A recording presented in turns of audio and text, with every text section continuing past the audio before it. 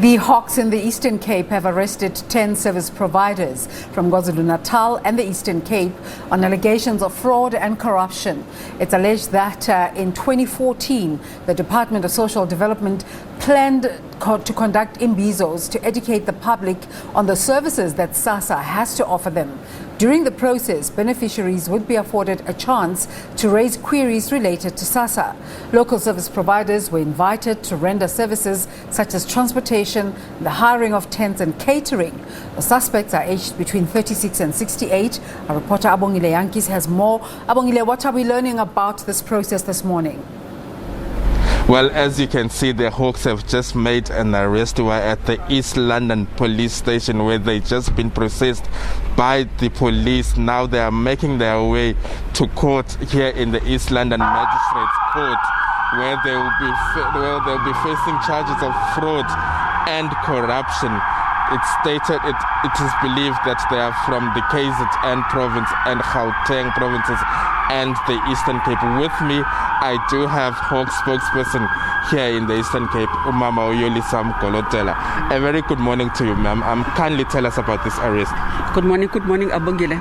Abongile, here we have come to witness the arrest of service providers. This dates back from 2014, when the Minister of Social Development, the former Minister Batabile Dlamini, embarked on a project to reach out to the communities.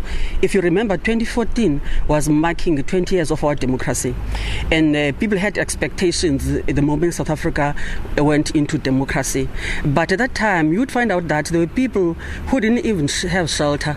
We know in order for a person to be able to function normally in a society, the basic needs have to be satisfied. If you don't have food, you don't have clothing, you don't have shelter, obviously there's no self-actualization that will take place. So in order to address the concerns of the different communities in the whole of South Africa, the project was rolled out.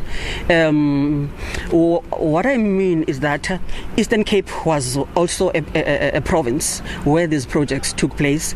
And you remember, when you are going to hold Imbizo, there has to be shelter in the first place. There has to be food to be provided to the people who will be attending, and also there has to be security.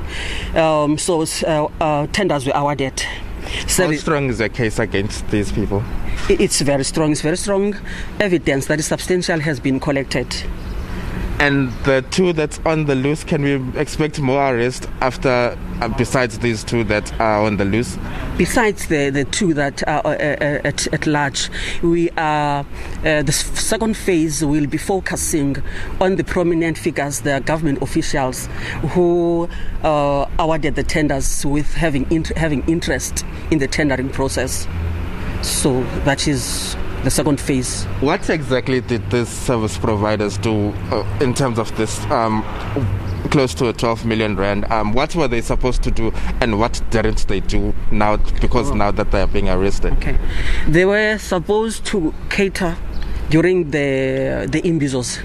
They were supposed to erect tents during the Imbizos.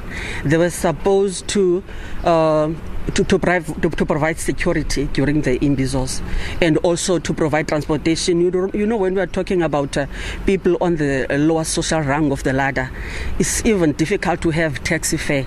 So they had to be transported to the target venues. So that those were the kinds of services that were rendered by the service providers.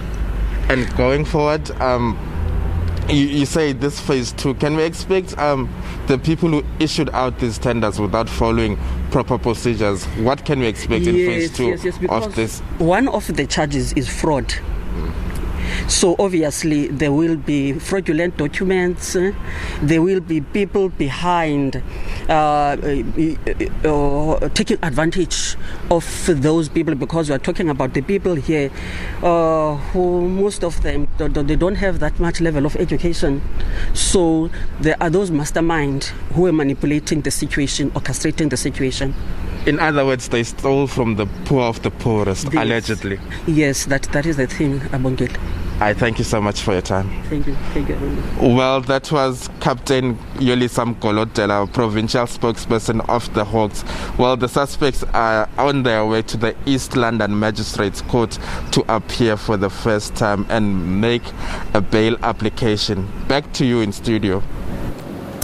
Well, we'll watch to see how that story develops.